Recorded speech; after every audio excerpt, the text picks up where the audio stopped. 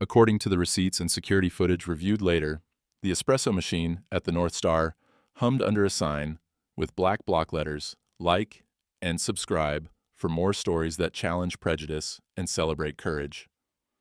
Rain knocked at the window panes. A man in an army green jacket and a shaved ball cap sat at the far end of the bar, close to the service station, where the drip trays collected an occasional metallic ping of water. He placed both hands around the low ceramic cup the bartender had slid him and said, according to the bartender's statement, "Just coffee, black." The waitress who reached for the carafe was named Tiana Brooks. Her name tag, Tiana, was clipped slightly crooked to a slate gray apron, her hair wrapped in a bun tied high off her neck. Witnesses described her demeanor as calm, like she'd been trained to keep everything contained. The camera saw her glance at the man in the cap only once before focusing back on her tray, a row of water glasses aligned like soldiers. She worked around the other bartender's elbow, started the pour, and told him, "Give me a second, it's fresh." The manager's voice cut across the clink and low music. "Don't comp anything without my say-so," he said. His name was Richard. Everyone called him Rick, a man whose shirt sleeves stayed rolled to the exact same midpoint, the line crisper than the smile he wore for customers. He'd been in the bar world long enough to have a rhythm. Count the drawer, count the steps, count the ways to look attentive without looking like you wanted to be anywhere else. According to staff who later spoke off the record, the issue had been building for weeks. Tips still unmatched to receipts. Voids that didn't explain the disappearing change. And on the slow nights, a pattern in who was sat first and who was made to wait. That night, it would move from rumor to record. Tiana didn't turn fully toward Rick. She kept the carafe lifted, tilted to a steady stream. The man in the cap watched the coffee arc like a well-placed pass. The camera caught the moment Rick stepped closer, lowered his voice just enough to make it sound like a lesson. "You make a mistake, it comes out of your pay. I'm not doing this back and forth again," he said. "We're tight this month." Tiana's response, captured clear on the boom mic the documentary crew would use weeks later to reconstruct the scene with permission, was 3 words, measured, almost soft. "I kept receipts." The man in the cap, who would later sign a statement as Miles Harrington, the silent owner, froze. That was the word witnesses used, froze. The coffee steam curled around his face, fogging the rim of his glasses. According to his later account, he had come to his bar that night to listen without being listened to. He said he wore the cap to disappear into the after-work crowd. He pulled his sleeves lower not to show the watch. He told the bartender, black coffee, to avoid the ritual of recognition. He wanted, he said, to hear the place like others heard it. What was said when the owner wasn't looking. He didn't expect those 3 words, not from a server whose schedule, according to open-source time clock data later reviewed, had been shifted to close repeatedly without notice. Not from someone who, by at least 3 accounts, was frequently given the far section closest to the back exit where fewer walk-ins sat. For a moment, it seemed like nothing happened. The room kept breathing. Glasses picked up, menus flipped, rain tapping the eaves. The bartender, Elena, scooped lime wedges with a metal spoon and missed that something in the air changed, though she would say later, "I felt like somebody had said a truth in a tone that left no echo." "Receipts for what?" Rick asked, louder this time. He knew the register's eyes. He flicked a glance toward the camera dome in the ceiling, like a person who has learned to be friendly with mirrors. The waitress didn't answer immediately. She finished the pour, set the carafe back into its cradle, and slid the mug to the man in the cap. Her eyes went back to the manager. "For payroll, for tips, for what I was told to do and how I did it, it's all there." According to later filings with the city's Department of Business Affairs and Consumer Protection, she had, in fact, kept receipts. A stack of paper slips and screenshots stored under a puzzle box in her apartment, each labeled with date and shift, each annotated with what had been promised and what had been delivered. She would say she started collecting them after the second time. She noticed her closing time shaved by 15 minutes on the posted weekly totals, and after the night, the tip pool was redistributed to include a service charge that hadn't been explained in pre-shift. On the bar top, the man's coffee steamed. He did not reach for it. He watched Tiana and, by his telling, saw lines in her face he did not recognize from the training day he had attended months earlier. On that day, he had introduced himself only to senior staff, let them handle the rest. He had wanted the place to run without his shadow. Now the shadow had grown longer than he liked. He heard himself ask, in a voice he later described as too careful, "Do you have decaf?" Elena nodded, grateful for an easy pivot. "I got you," she said, and moved toward the grinder. The manager's posture did not change. "We'll talk later," Rick told Tiana, the neutral phrase that rarely means what it says. "For now, drop the attitude. and table 11 is waiting on their fries. In later interviews, people described two tracks running through the night. The visible one, the music, the orders, the laugh at the corner table when the ceiling fan squeaked, and the track under the floorboards, where phrases carried weight like coins and every glance was a ledger entry. The camera panned, in memory, to the plaque by the coffee station. Like and subscribe for more stories that challenge prejudice and celebrate courage. It had been a novelty sticker left by a visiting podcast crew months earlier. It did not belong to the bar's brand. It did not have to. According to text messages, later provided by a line cook named Hugo, what followed was routine until it wasn't. A party of 8 came in, all jackets and loosened ties in a volume that insisted on itself. They wanted a round of old fashions and 2 bottles of red. They wanted it fast. Elena set to work chilling the glasses.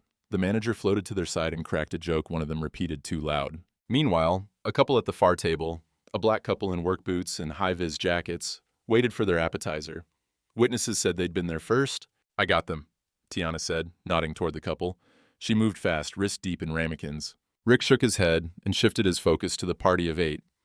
"Focus where the money is," he said, low, flat. The security camera did not record the exact look on Tiana's face, but a patron seated near the jukebox saw her pause, then breathe, then go to the kitchen pass. "Fries for 11?" she called. Hugo slid the plate to her.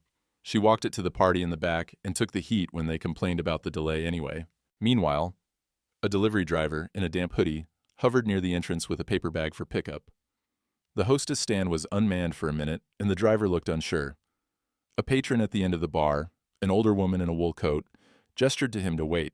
When the hostess returned, the driver said the order number and waited again. According to the hostess, the manager told her to keep the entrance clear of loitering. According to the driver, he was told to step outside and wait in a tone that did not match the requests made of other delivery workers that evening. According to a bartender later, the manager didn't look at the driver directly when he spoke. The man in the cap watched without raising his eyes. In his later affidavit, he described it this way. "It was not the words, it was how the words were measured out in a way that made some people feel like they owed the air rent. I realized I had to ask questions I had avoided." He sipped his coffee then, finally. It had cooled a degree. He looked at the chalkboard where someone had written the week's specials and smudged the eraser mark in the corner. He heard Tiana again when the party of 8, louder now, signed their receipt. The service charge line had been auto-filled. The tip line sat blank. One of the men, cheeks flushed, tie gone, asked into the air, "We good then?" "That's a service charge," Tiana said, even tone. "It doesn't go to your server. Tips are separate." The manager was at her elbow in seconds. He smiled at the table and said, she's new." Elena's head turned when she heard it. Tiana was not new. She had been there 7 months. Later, both Elena and Hugo would recall the look on Tiana's face. Not surprise, exactly, but a quiet accounting. She kept her voice even. "I kept receipts," she repeated. "Not for the table this time, but for the person whose smile did not reach its eyes." The party scratched a number and left. The tip line stayed 0. In the review of internal documents, payroll reports, tip pool spreadsheets, and end-of-night summaries, discrepancies appeared like birds in the same part of the sky. Tips flowed through management hands before hitting paychecks. Voids lined up with high-volume nights, not mistakes logged. And a separate policy, unposted, allowed the manager to reassign sections mid-shift to optimize revenue, which in practice meant some servers started with fewer seats. According to 3 employees and 1 patron, the optimize pattern had a color to it. After the party of 8 left a mess under their chairs, the couple in work boots paid cash and left $20 over what they owed. Tiana collected it with a nod, folded the bill into her apron, and took her break. The camera in the alley caught her under the metal awning, breathing out the kind of breath you take only when a door closes behind you. When she came back in, the man in the cap was still there. He had moved 1 seat to the left to make room for a couple. He asked for a second coffee. Elena poured it. "You okay?" he asked when Tiana passed. He did not identify himself. "I'm documenting," she said. It sounded like a code shared between kind strangers. "You should enjoy your coffee while it's hot." From there, according to ever closer sources, the night moved toward the part where nothing returns to exactly what it was. At closing, the manager called staff into the narrow space by the freezer, where the sound of the motor makes voices hum. He held his clipboard. He held his power like a clipboard. "We are changing how we split tonight," he said. "Because of a large comp in the back on a mistake, I've decided to..." "There was no comp," Tiana said, a statement to the room. "The only comp was the wine you told me to pour for table 8 so you could lock the sale and clear their tab faster." "You're not being a team player," the manager said. The phrase clicked like a lock. "I need team players, and if you want to keep your hours, you'll stop giving me grief on the floor." According to employees present, it was then that Tiana reached into the front pocket of her apron and pulled out a small stack of paper. The printer ink, faded a little at the edges, looked like lines in a palm. She did not hand them to anyone. She simply held them like a passport. "I kept receipts," she said for the third and last time that night. The manager rolled his shoulders, looked at the line of faces, and shifted to a smile that meant the meeting was over. "We'll revisit this," he said. "Right now, go home." The man in the cap left a 20 by his cup and watched the staff filter out through the door at the back. According to his later statement, he walked to his car with a sudden certainty that he had been absent from his own house. He sat in the driver's seat and said into the dark, "Check the cameras." By morning, he had emailed the accountant. He had texted the operations consultant to pull 3 months of tip distributions. He had set a meeting with the floor staff and had not told the manager. He had, in other words, moved. When he returned the next day, in a slate suit and without the cap, one bartender failed to recognize him until he said his name and the word owner in the same sentence.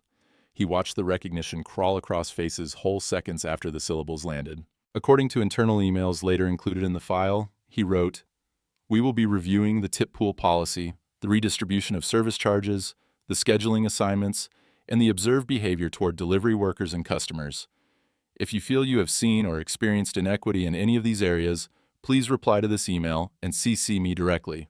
In a city office miles away, a clerk stamped a complaint that included photographs of slips and texts and shifts, a complaint that had been filed at 7:42 that morning by a woman whose signature appeared careful and full on the last page.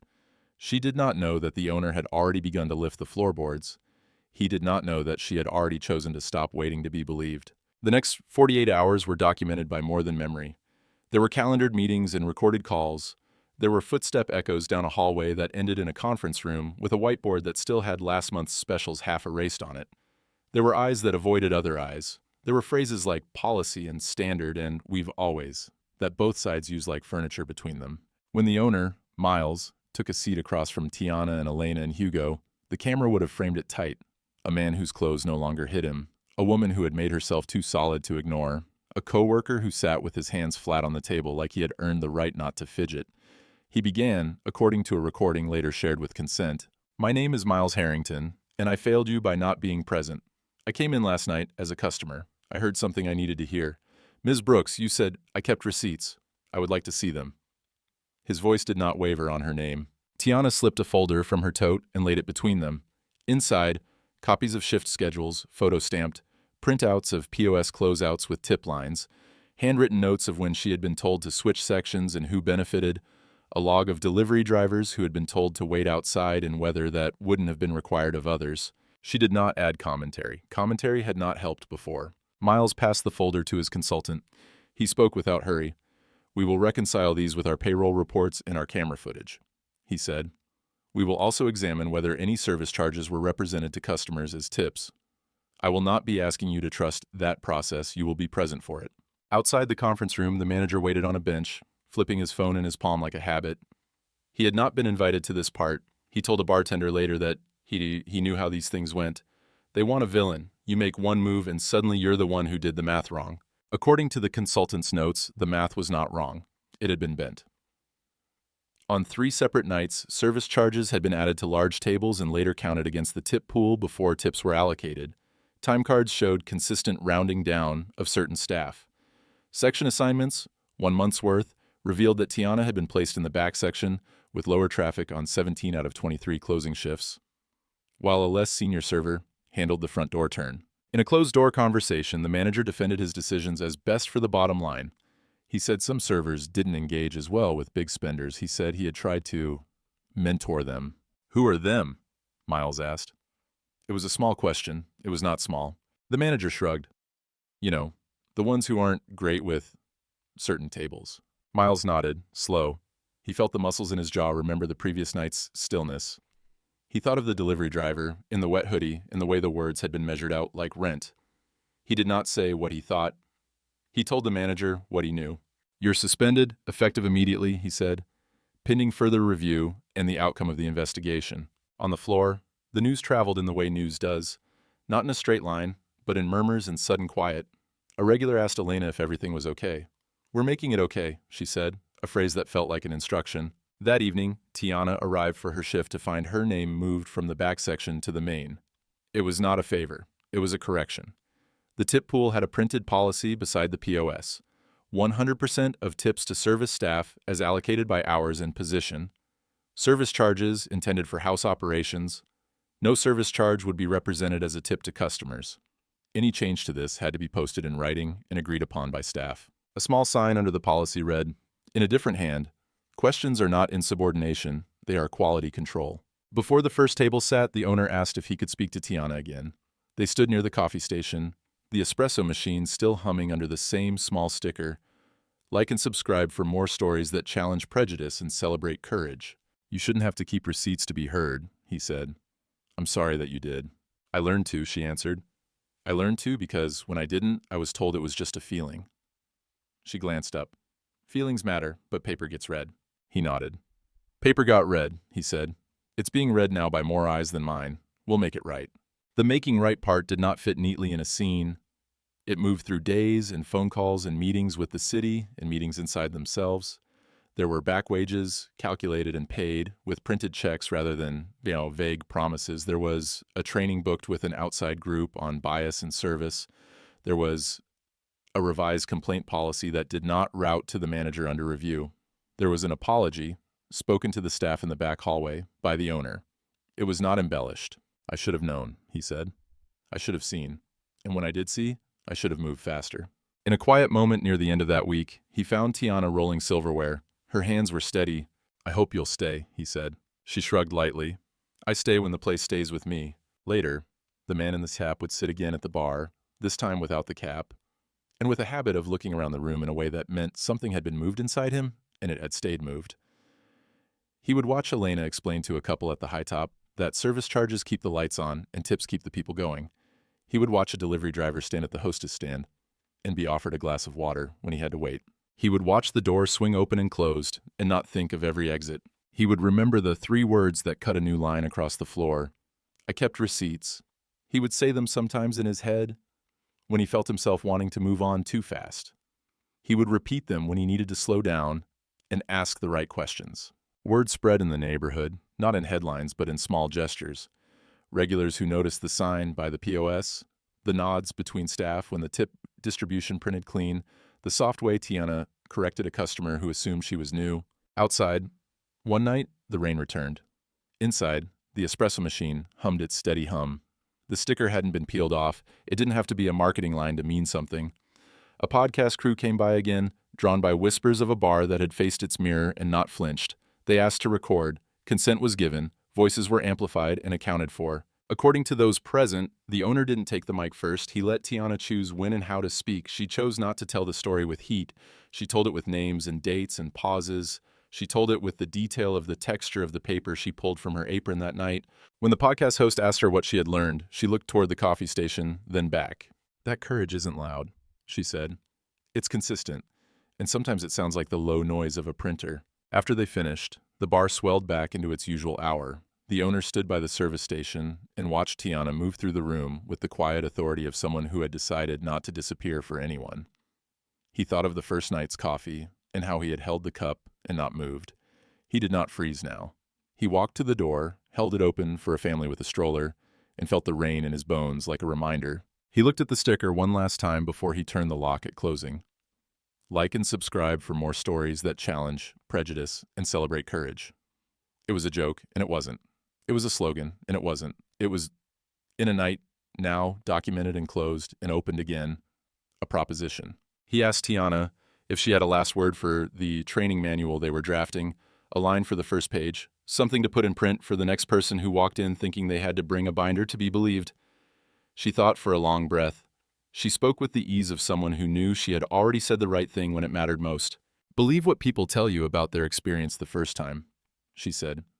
"And if you're the one in charge, read the paper and listen harder." "We'll print that," he said.